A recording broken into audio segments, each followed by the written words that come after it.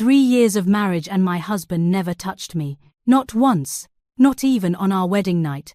I am 62 years old now, living quietly in a small town in Indiana, with my days filled by routine and memories that still visit me when the house grows silent. Most people who know me today would never guess what I carried for decades. This is the story I kept hidden for a long time, not because I wanted to forget it, but because I did not know how to speak it out loud without breaking apart.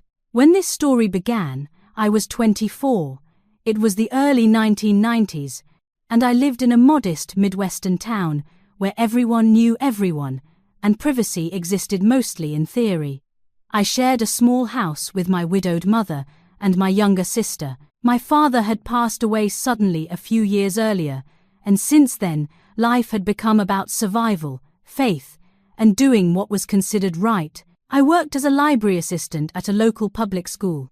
It was not glamorous, but it was steady, and I was proud of it. I was raised to believe that a good woman was patient, modest, and obedient to God's plan. Dating was serious business. Intimacy was sacred. Marriage was forever. That was where I met Daniel. He was 30, quiet, well-dressed, and deeply respected in our church community.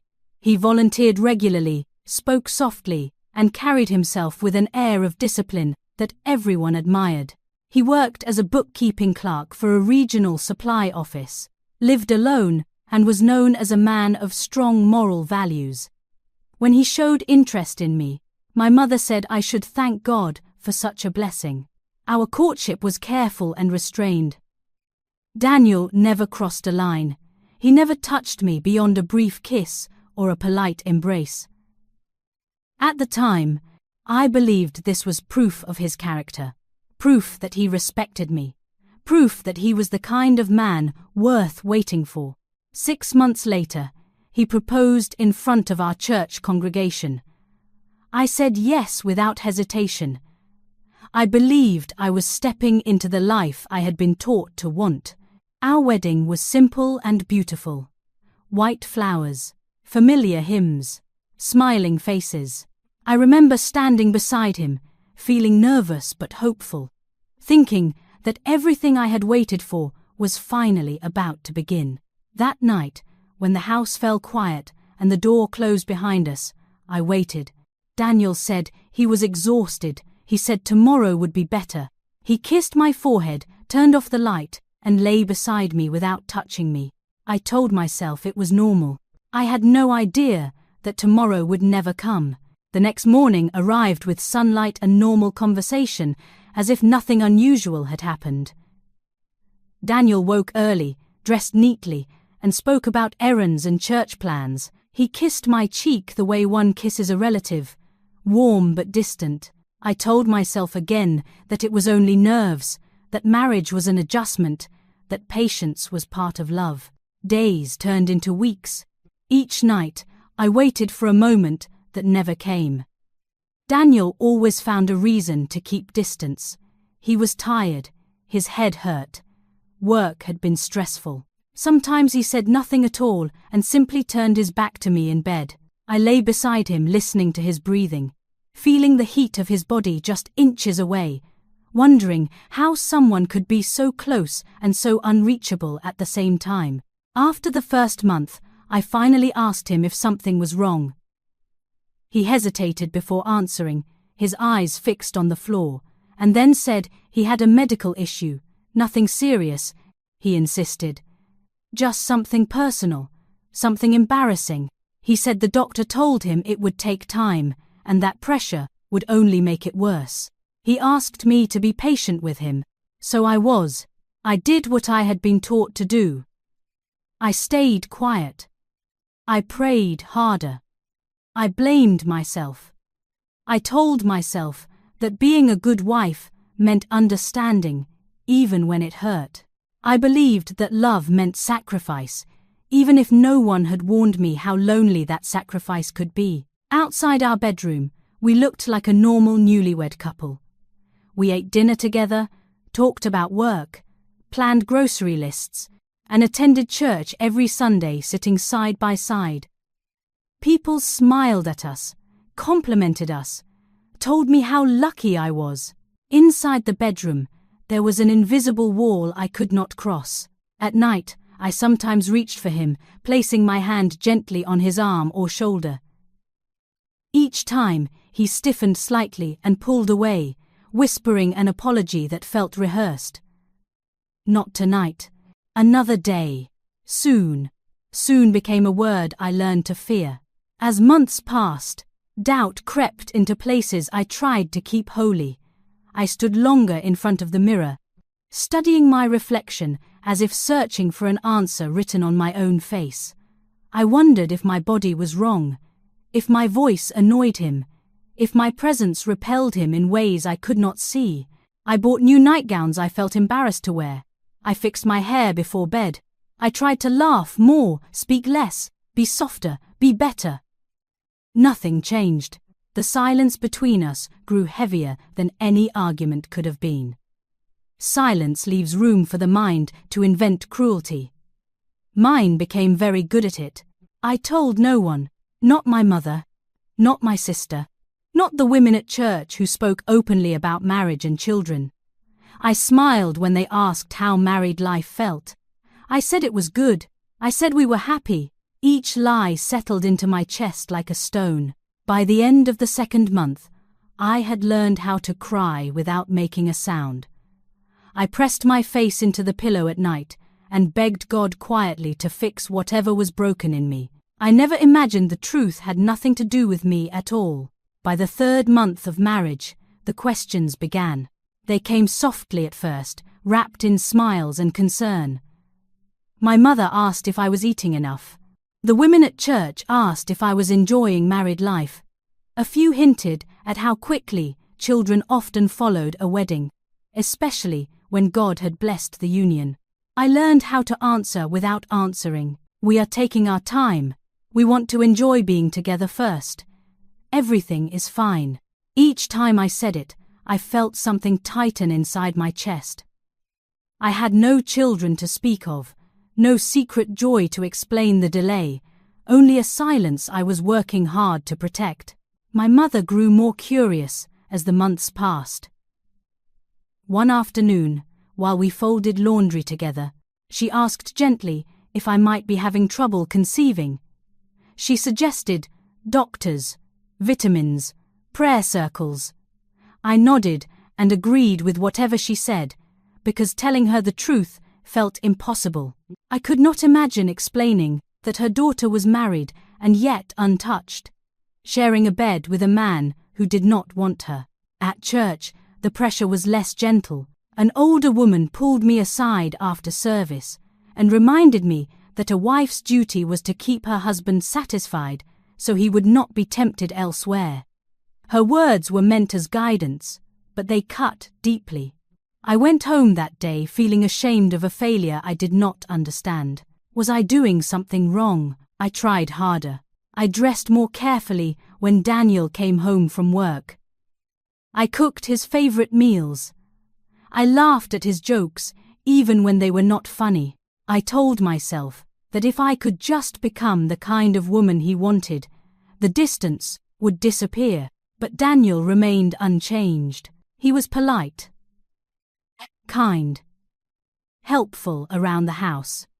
He never raised his voice, never criticized me, and somehow that made it worse. There was no visible cruelty to point to, no dramatic fight to explain my unhappiness, only a steady absence that no one else could see. At night, when the house was quiet, I began to dread the walk to our bedroom. I changed clothes in the bathroom. He changed in the dark.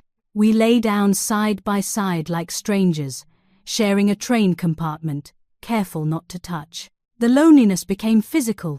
I felt it in my stomach when I woke up, in my shoulders when I sat at work, in my throat when someone mentioned marriage with a smile. By our 6th-month anniversary, I finally tried to speak again. I asked Daniel if the doctor had given him any updates. He grew tense immediately. He told me that bringing it up made him feel like a failure. He said my questions only increased his anxiety. He asked me again to be patient, so I stopped asking. I stopped hoping.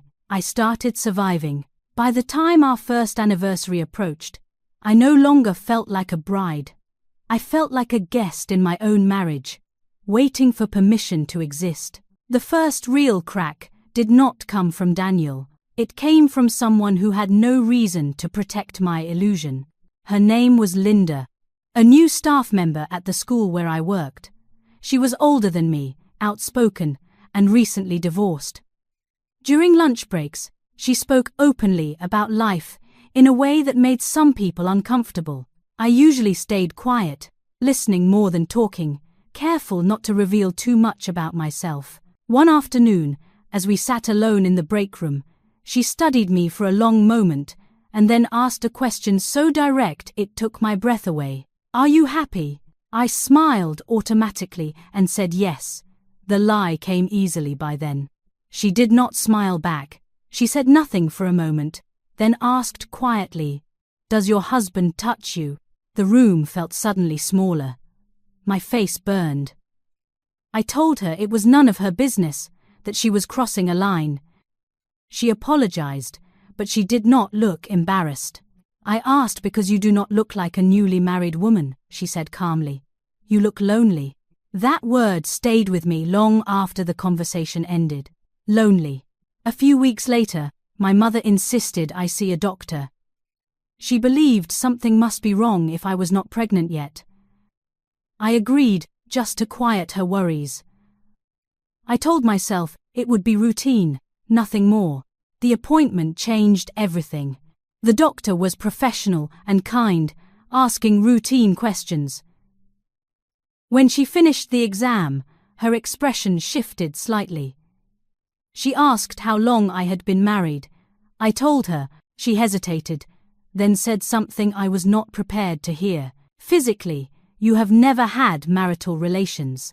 I laughed at first, certain she was mistaken. I told her I was married.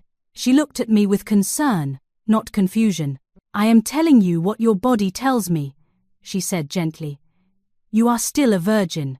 The word echoed in my head as if it had been spoken in a large, empty room. I left the clinic in a fog. I sat in my car gripping the steering wheel, unable to move. I was married. I shared a bed with my husband every night. And yet, my body carried proof that nothing had ever happened. For the first time, I allowed myself to think what I had refused to consider. Daniel did not have a medical problem. He did not need time. He did not want me. That night, I watched him differently. I noticed how he avoided seeing me undress, how his eyes never followed me, how he flinched at even innocent touch. I replayed months of memories with new understanding, each one tightening the knot in my stomach. I did not confront him. Fear kept me quiet. Fear of the truth. Fear of what it would mean. Fear of realizing my marriage was not delayed, but built on something false from the very beginning. And somewhere deep inside, I sensed that whatever I was about to uncover would change my life forever. Once the doubt entered my mind, it refused to leave. I began noticing things I had once dismissed as meaningless. Daniel's routines were precise, almost rehearsed. He left the house at the same time every morning and returned in the early evening, but Saturdays had changed. He began going out alone, saying he was meeting a colleague from work. He never invited me. He never explained much beyond that.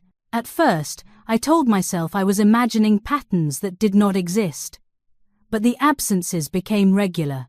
Every Saturday afternoon, he dressed carefully, checked his reflection in the mirror longer than usual, and left with an energy I had never seen him bring into our home. He came back late, always calm, always polite, always distant. The phone rang more often too. When it did, he answered in another room, his voice lowered, his sentences shortened. When I asked who it was, he said it was someone from work. I stopped believing him, but I did not say so. One Saturday, fear finally outweighed obedience. I told Daniel I was going to visit my sister. I waited until he left, then followed at a distance. My hands shook the entire time. I felt foolish, desperate, ashamed, but something inside me needed to know. He did not go where I expected. He took a bus to the edge of town, got off near a quiet residential street, and walked toward an apartment building I had never seen before. I stayed across the road, hidden behind a parked car, my heart pounding so loudly I thought it might give me away. After some time, he came back out. He was not alone. A man walked beside him, tall and confident, laughing at something Daniel had said. When they reached the entrance, the man placed his hand on Daniel's back in a way that stopped my breath. It was not casual. It was not friendly. Daniel did not pull away. They stood close, speaking softly, their faces inches apart, before parting with a look that carried something I had never seen in my husband's eyes. Affection. I went home before Daniel did. I sat on the couch, staring at the door, replaying the scene over and over until it lost all sense of time. When he finally arrived, he greeted me as if nothing had happened. I asked about his day. He lied easily. That night, I did not sleep. In the days that followed, everything confirmed what I feared. The secret calls, the guarded phone. The way he spoke about that man with warmth he never showed me. And once, while searching for something in the closet, I found magazines hidden in a box. Images of women stared back at me, confusing me more than reassuring me. I realized then that whatever Daniel was hiding, it was not simple. He was living a life that did not include me. And I was married to a man I had never truly known. The truth did not come to me gently. It arrived the way truth often does, when it has been delayed too long. One Sunday afternoon, I came home earlier than expected. The house was quiet. Daniel was not there. His jacket lay across the back of a chair, and on the bedroom dresser, his phone rested face down. He had forgotten it. I had never touched his phone before, not once.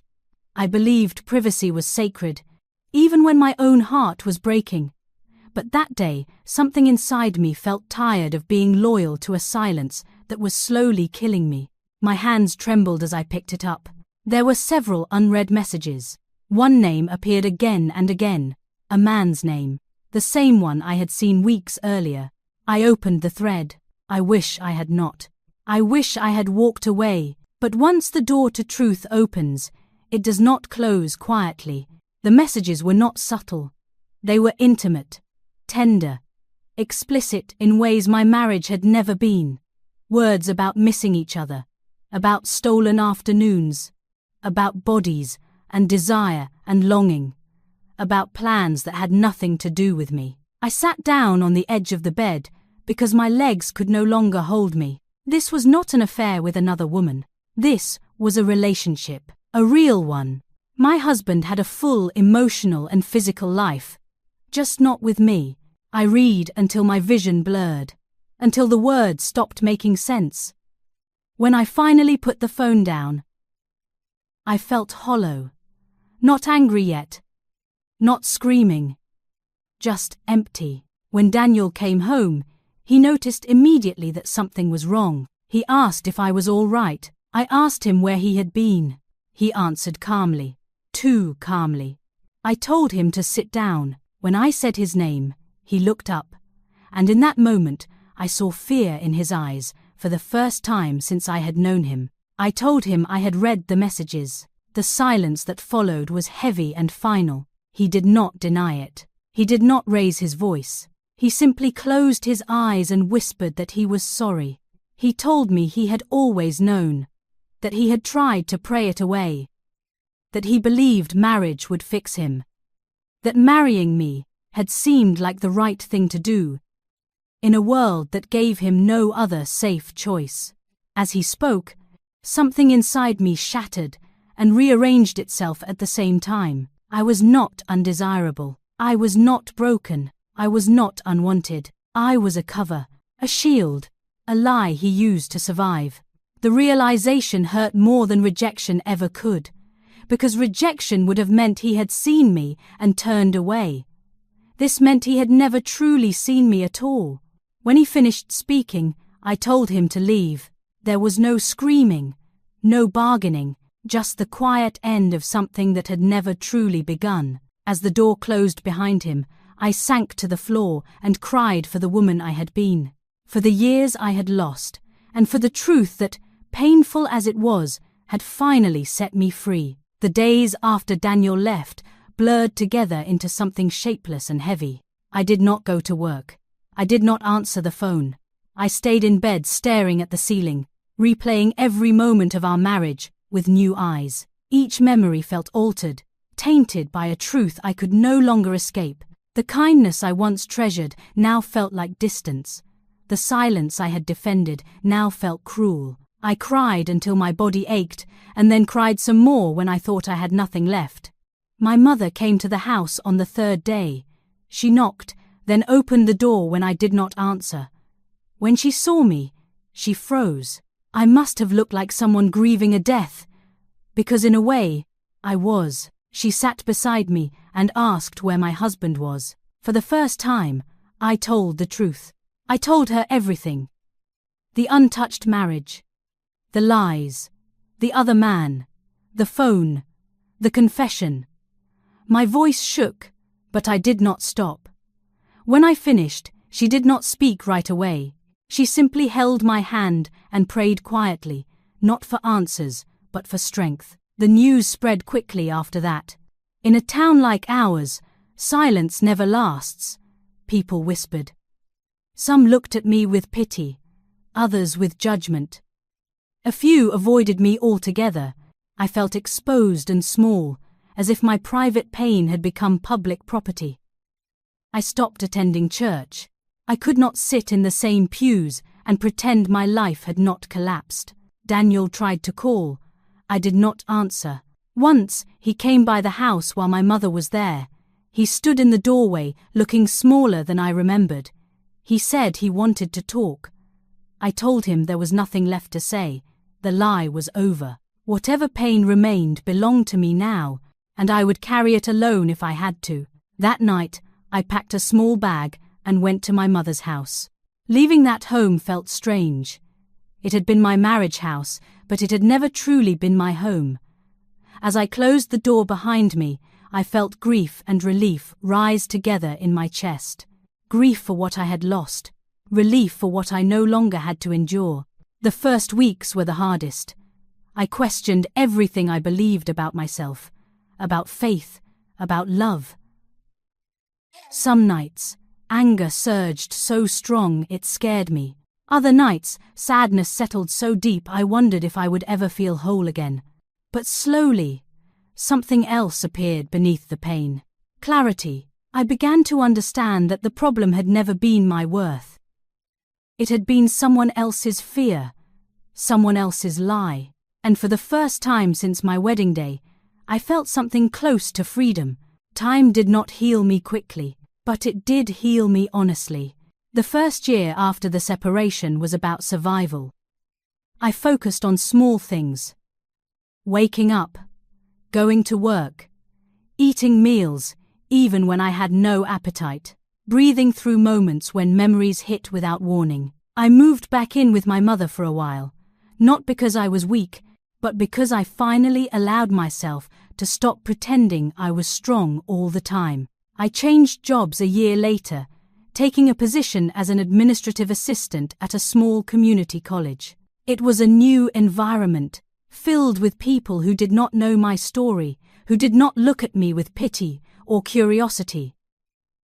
That anonymity felt like mercy. I started dressing differently, not to impress anyone, but to recognize myself again. I laughed more. I slept better. Slowly, I began to feel like a person instead of a wound. Therapy played a role I never expected. In those quiet sessions, I learned something that changed everything. What happened to me was not my failure. It was the collision of fear, repression, and silence. Understanding that did not excuse what Daniel had done, but it released me from carrying blame that was never mine to begin with. Several years later, I met Thomas. He was not dramatic. He did not arrive like a miracle. He was simply kind, steady, and honest. A man with flaws he did not hide, and emotions he did not bury. From the beginning, I told him my story. I did not want secrets anymore. He listened without trying to fix me. He did not rush me. He let me set the pace. For the first time in my life, intimacy felt safe. We married quietly. No big ceremony. No performance. Just two people choosing truth over appearance. We built a life rooted in conversation, respect, and trust. We had children. We had arguments. We had ordinary days that felt extraordinary, simply because they were real. Thomas passed away years later, after a long illness. Losing him hurt deeply, but it was a clean pain, not the confusion I once lived in. I grieved him knowing I had been loved honestly, not as a cover or a compromise. Now, at 62, I live alone. But I am not lonely. I have children, grandchildren, friends, and peace. When I look back at those 3 years of my first marriage, I no longer see wasted time. I see a lesson that reshaped my life. Here is what I learned. Silence is not virtue when it destroys you. Patience is not holy when it enables a lie. Love cannot exist without truth. If something feels wrong, it usually is. If you feel unseen, unheard, untouched in a marriage, you are not asking for too much. You are asking for what should already be there. And if you are living a lie out of fear of judgment, know this: the truth will surface eventually. It always does. When it does, it will hurt far more people than honesty ever would have. I do not carry hatred for Daniel. I understand the world he lived in and the fear that shaped his choices. But understanding does not mean accepting the damage those choices caused. Compassion should never come at the cost of someone else's life. My story is not about blame. It is about liberation. The truth broke my marriage, but it gave me my life. And if you are listening to this, feeling that quiet ache of something being wrong, trust yourself. You deserve more than silence. You deserve love that sees you, chooses you, and meets you in the light. That is the real lesson of my story.